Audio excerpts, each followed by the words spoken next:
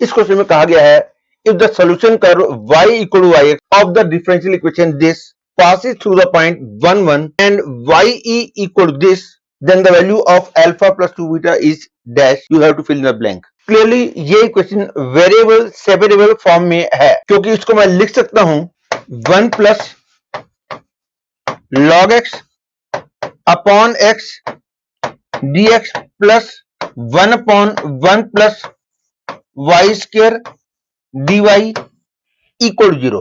This means 1 upon x plus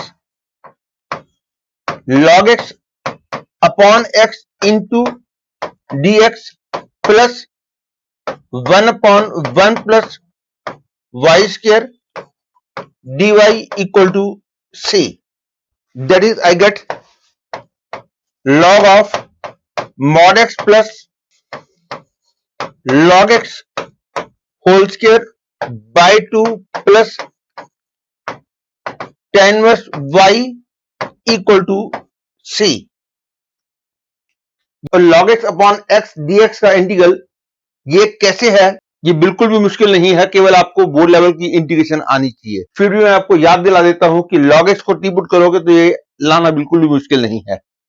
कि ध्यान रखना 1/x का जब इंटीग्रल किया जाएगा तो log mod x लिखना चाहिए हमेशा। बहुत लोग केवल log x लिख देते हैं। अकेला log x लिखना एक्चुअली गलत होता है। यदि इस पे ध्यान नहीं दोगे तो कभी भी आपसे मिस्टेक हो सकती है। लेकिन प्रेजेंटली कोई दिक्कत नहीं है क्योंकि x पॉजिटिव दे रखा है, इसलिए इसको आप log x लिख सकते हो। लेकिन जनरल केस में log mod x लिखना चाहिए।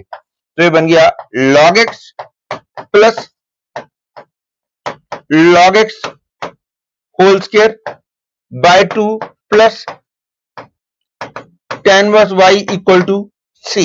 अब c की वैल्यू मैं इस बात को यूज करके निकालूंगा क्योंकि दे रखा है curve is passing to the point 1 1, तो 1 1 इसको सेटिस्फाई करेगा। x की वैल्यू 1 पुट करने पर ये 0 ये tan इनवर्स 1 पाई 4 हो गया, तो c की वैल्यू आ गई पाई 4। देखो the curve become log x plus log x whole square by 2 plus tan inverse y equal to pi 4। और अब ये दे रखा है कि for x equal to e the value of y is this and using this information हमने alpha और beta की वैल्यू निकालनी है। Therefore to find the value of y मैं x की वैल्यू e पुट करता हूं। That is I will be getting 3/2 plus tan inverse y equal to pi 4। That is y की वैल्यू आ गई tan inverse y equal to pi 4 minus 3/2, that is y equal to tan pi by 4 minus 3/2, that is y की value आ गई 1 minus tan 3/2 upon 1 plus tan 3/2.